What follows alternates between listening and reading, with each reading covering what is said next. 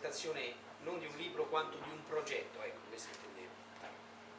Questo progetto che poi sarà condiviso, anzi è già stato condiviso con altre scuole a Ostia e che noi vorremmo condividere con altre scuole a Roma. Quindi per questo volevamo fare questa presentazione qui, con la speranza che venissero insegnanti del quartiere.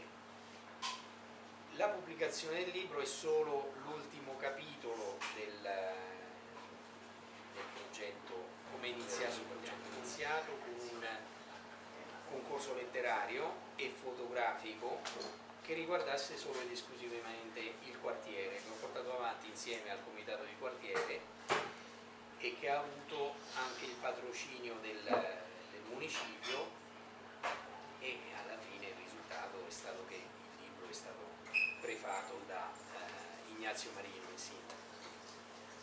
Allora, nasce come concorso letterario. Una volta scritto il bando, era settembre, questo bando è stato mandato alle scuole e con un po' di difficoltà, perché forse per diffidenza o per i diversi impegni che c'erano, questo bando non è stato comunicato correttamente all'inizio, per cui non è una critica la mia, anzi è stato un bene che non venisse comunicato il bando, perché io dovevo inventarmi un qualcosa che permettesse alle scuole di conoscere questo progetto. Allora, che cosa è stato fatto? Sono stati fatti degli interventi direttamente nelle scuole, dove io, a seguito di una piccola ricerca che ho fatto sulla storia del quartiere, presentavo la storia del quartiere, coinvolgendo le medie del plesso via Fabiola, e quindi ho messo insieme in una stessa aula la prima, la seconda media, la terza media non c'erano, non so qual è il motivo, comunque, e lì ho fatto una piccola presentazione iniziando a dire: ragazzi, che cos'è un quartiere? E un quartiere, beh, poi rispondevano, perché la cosa era interattiva, no? C'è chi diceva un insieme di strade, alla fine siamo arrivati alla conclusione: un insieme di strade, di piazze e di case, ecco cos'è il quartiere. E la domanda successiva era: cosa delimita un quartiere? Ebbene, siamo arrivati a capire che ciò che delimita il quartiere sono le strade, e abbiamo fatto proprio il disegno del quartiere di Porta Portese sulla Lavagna. E allora, con questo bello schemino sulla lavagna, abbiamo cominciato a dire cosa c'era prima.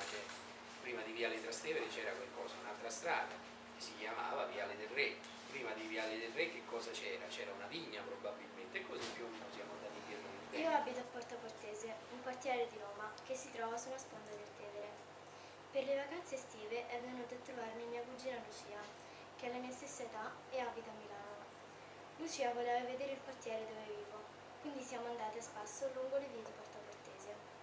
Già dalla prima passeggiata si rese conto che il mio quartiere non è molto grande e potrebbe essere molto più bello di come pare. Dopo qualche giorno trascorso insieme, concordammo che l'aspetto migliore di questo quartiere è la vitalità. Per vitalità intendo che la maggior parte delle persone che abitano qui sono sempre sorridenti e hanno voglia di vivere. Mentre camminavamo, incontravamo tanti ragazzi della nostra età, che mi sorridevano o mi salutavano. Ma tu conosci tutti qui intorno? Mi disse meravigliata Lucia. Beh sì, incontro tanti amici a scuola, in parrocchia o in quella piazza che alcuni chiamano la piazza rossa per via del colore delle mattonelle del pavimento. Lucia mi chiese se potevamo comprare in libreria o prendere in prestito in biblioteca un libro che voleva leggere per le vacanze. Le risposi che, purtroppo, nel mio quartiere mancano alcuni importanti servizi. Non solo una libreria o una biblioteca, ma anche un campo sportivo, dove le scuole potrebbero fare educazione fisica e tornei di calcio, e un cinema che, come mi hanno raccontato, è stato sostituito da una sala bingo. Nel giro di poche vie, però, si trovano centri estetici, palestre in abbondanza. Lucia mi disse ironicamente: se vuoi un libro non lo trovi, ma se ti rompi un'unghia o vuoi fare bodybuilding è l'imbarazzo della scelta.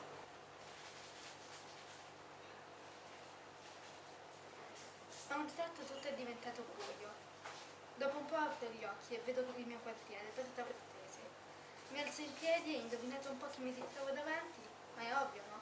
Cesa di Pescatella. Ma lo sapete chi è Cesare Pascatella? Bene, se non lo sapete ve lo dico io.